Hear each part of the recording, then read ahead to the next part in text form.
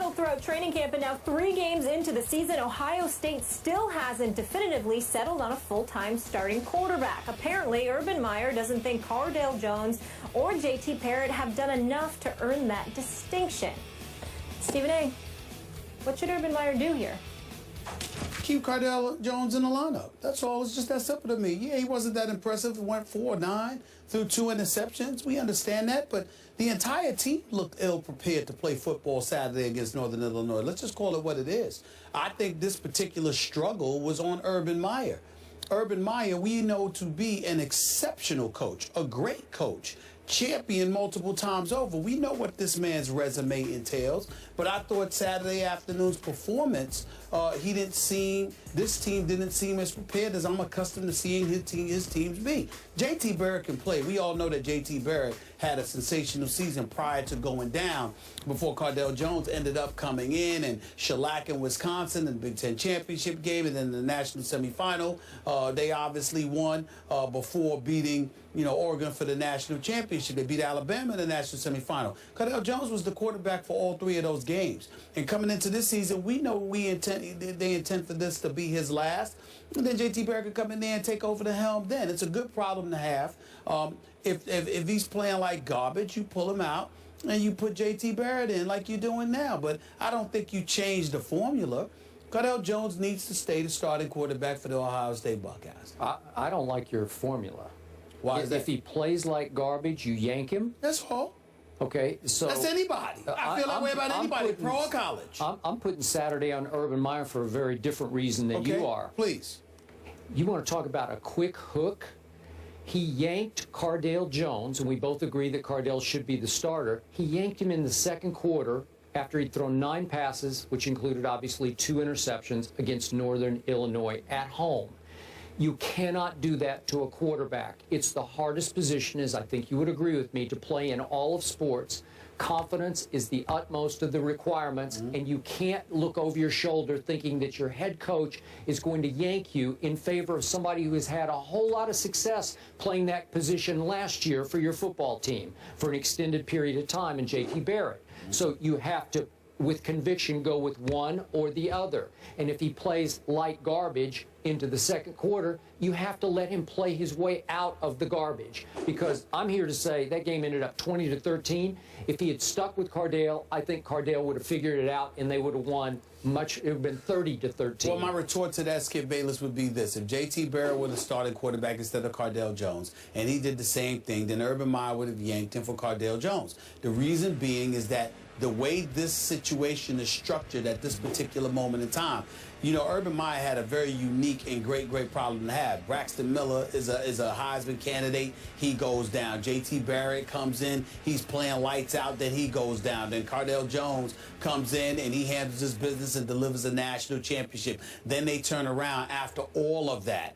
Okay, and what happens? What transpires? You got all 3 wanting to come back this year, and Braxton Miller is willing to play wide receiver. And so when you look at it from that perspective, it's clearly obvious. It's obvious and clear that Urban Meyer knows what the situation is, and so do the quarterbacks. There's no definitive one guy that you're going to leave in there no matter what. It's not because you just lost confidence in him. It's because you believe in both that much. So when one is having a relatively bad day, you can bring in the next guy because you have no doubt that they're going to be able to produce. This is not an ordinary quarterback situation. Okay, but you can't play musical quarterbacks with those two. What I'm saying to you is that Urban Meyer clearly walked into this season with that idea in mind, and they all knew that was going to be the MO because of their situation. It was very, very unique. So because of their situation,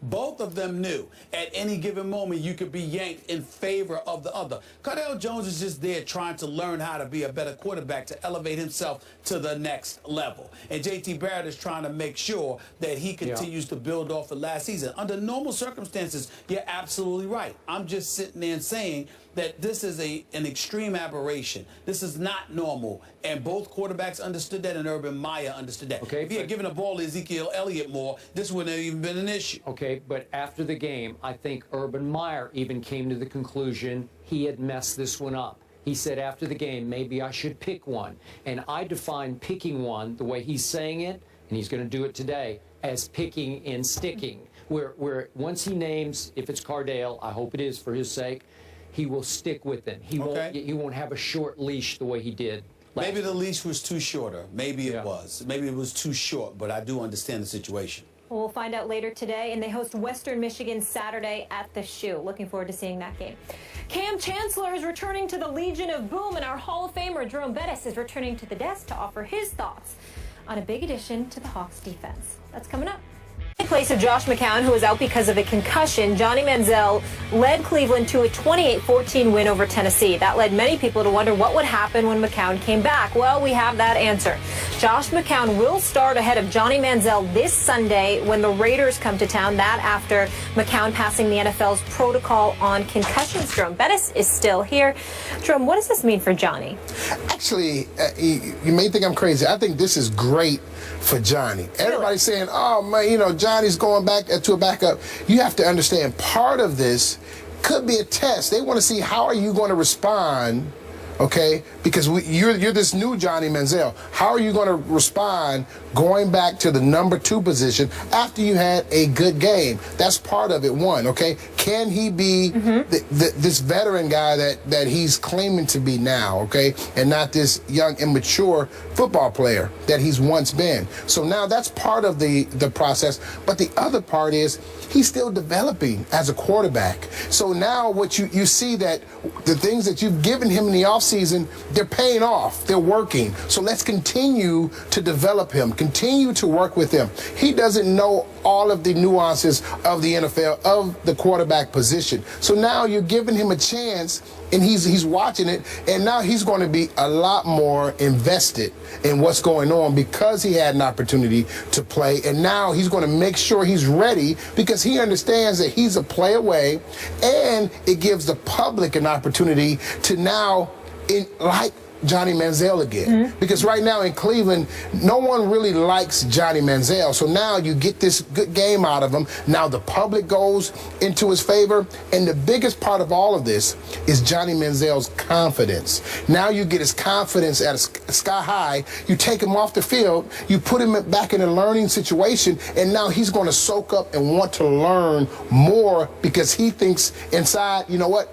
I'm ready. I know I can do this. That winning is contagious. Because at the end of last season, he said some things about, well, if I can't get better, if I can't do it, I need to find something else to do.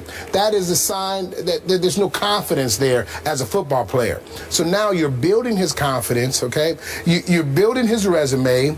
You're building his fan support. You're doing all these positive things, and he's learning at the same time. And you give yourself an opportunity to bring him off the bench as a spark plug if you need him. So I think this is nothing but a positive situation for Johnny Manziel, as long as he sees it that way and still understands that he has a great opportunity to get better. You buying that? Yeah, I buy it. He has to see it as an opportunity to get better. I think he will, because I think the presence of McCown helps that.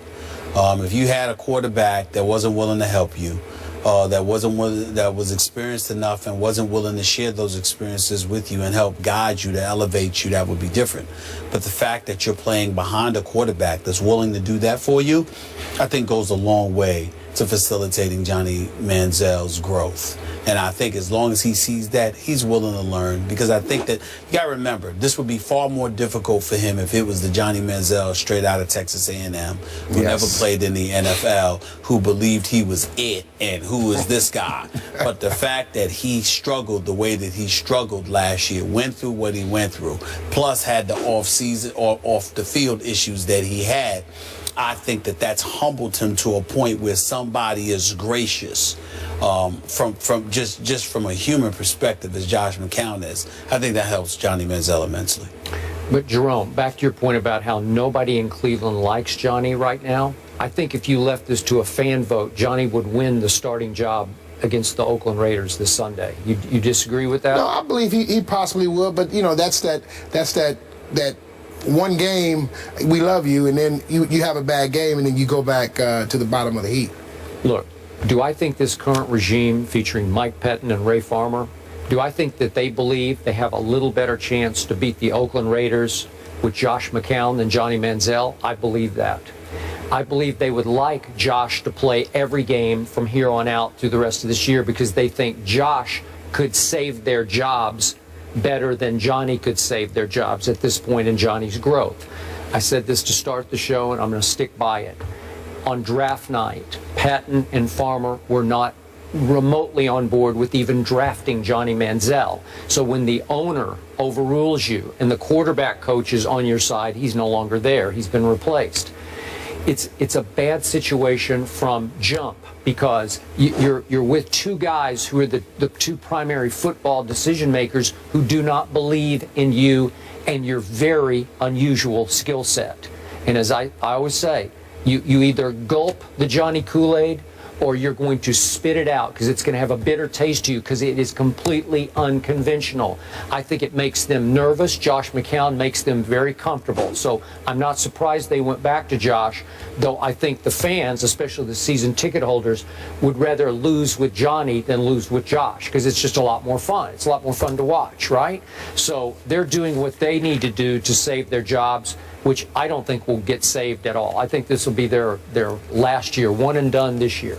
So do you think, let me ask you this question, do you think it's beneficial for Johnny Manziel to go back to the backup role? Like I said, earlier, I think it's a benefit, big benefit to him as the backup right now. The only reason I can see some positive there is this is the worst supporting cast offensively in the National Football League. No joke. Yeah. Isaiah Crowell, really? I mean, seriously? He did average more than 4 yards a carry, though. He's okay, but he's not Jerome Bettis, right? Yeah. He's not Emmitt Smith. There's no difference maker. I like Travis Benjamin a lot. He can fly, but he is not a difference-making receiver, and he's the best of the bunch. The rest of them are all undrafted, unnameable type receivers. And your offensive line has a great left tackle, and the rest of them are turnstiles all down the line. So you're going to be running for your life, and God bless Josh McCown because, well, you saw what he did. He vaults into the end zone, helicopters into the end zone, and got concussed. He's just trying to score, just trying to survive. They're all trying to survive. I hope Johnny winds up somewhere else. That's just me, because I think this is an unwinnable situation in Cleveland. All I know is if Josh struggles on Sunday against the Raiders, we'll be hearing the Johnny chants. Oh, yeah. The backup quarterback quickly becomes the favorite. And you know what? The Raiders are no joke to me. They're going to cause problems for everybody I they wanted play. to mention that. I'm surprised. I'm pleasantly surprised at what I'm seeing from the Raiders. They don't seem as pathetic as after the first game, everybody kind of ripped him. Derek Carr was taken in the draft later than Johnny Manziel. He was. Let's see what he does. Let's see what Amari Cooper does. Yep. And some of those guys on defense, some really great pieces. Yeah. More First Take after the break. Keep it here.